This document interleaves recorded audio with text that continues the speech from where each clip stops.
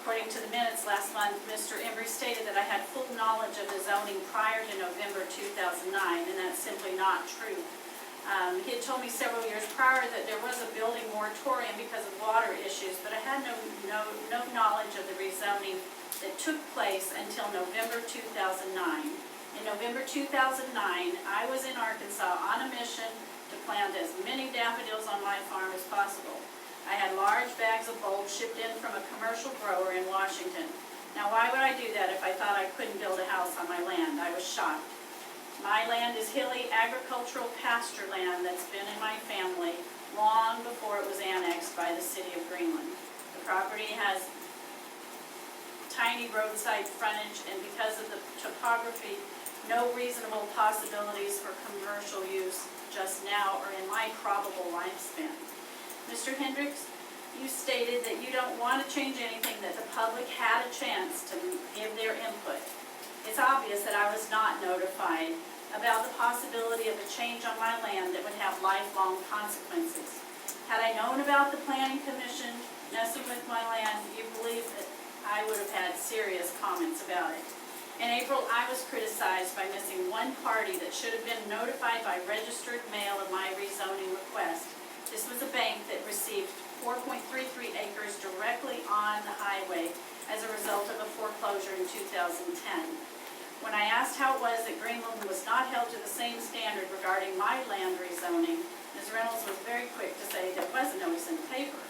Surely you can't expect someone who lives thousands of miles away in Tacoma, Washington, to be aware of a small legal notice in an Arkansas paper. I paid taxes on that land for decades, and I'm really easy to find. I dare say that most people here are not because of some notice in a paper. I would like to suggest respectfully that you find a better way to make the public aware of meetings or agendas. I went to the November 2009 planning meeting, and although the minutes do not reflect it, I was mad as a wet hen. The large city code book was brought forth to show me what sort of businesses were legal to put on my land. Bill Yo suggested a restaurant where he really likes the biscuits and gravy. I told him I was a lousy cook and didn't even want to think about that. Thinking out loud, I asked about the possibility of a bed and breakfast, and we even jokingly suggested the name of Make Your Own Bed, Make Your Own Breakfast. But we laughed at the name, but sadly it was shown that while I could have a tattoo parlor or a taxidermy business, I couldn't even put a bed and breakfast on my land, so at least I could have a home. Then someone suggested I go through the process of asking Greenland to return my land to the zoning it was when I purchased it long ago. At that moment I knew that's what I had to do. I learned the hard way that what I view as tolerant forbearance can be misinterpreted as passive acceptance. And that's why as soon as I left the 2009 meeting, I began planning and saving for the rezoning process. I don't know what sort of salaries y'all make, but it took me a long time to save the money. That's it, in life, to make the return trip, not only April, but now here. Airline tickets, rental cars, and missed wages are very expensive, but nothing compared to the astronomical emotional toll that I have endured. Mr. Moore and Mr. Embry bring up the fact that I don't actually have a house plan or an actual time frame. The 2009 meeting does mention that I talked about an approximate 10-year time frame. We had an elderly father, and he's since passed. And over the years, I have designed and revised my someday house at least 1,000 times. In light of the current events, the latest vision is an eco-friendly, storm-resistant, and handicapped accessible.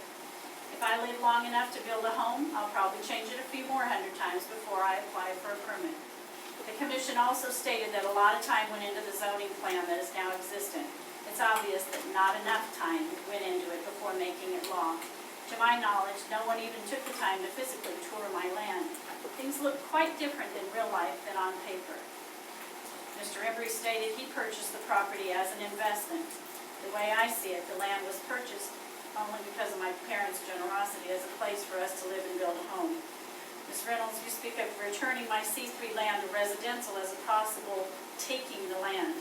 The way I see it, you voting to keep it commercial is in essence taking my land from me. Since the Planning Commission has now corrected the error in the code book allowing a home on R3 zoning, I would be willing to compromise to an R3 zoning for the current C3 10 acres and leave the back acreage as it is R3. The bottom line is, call it what you want, zone it what you want, but don't deny me the right to build a home on my land.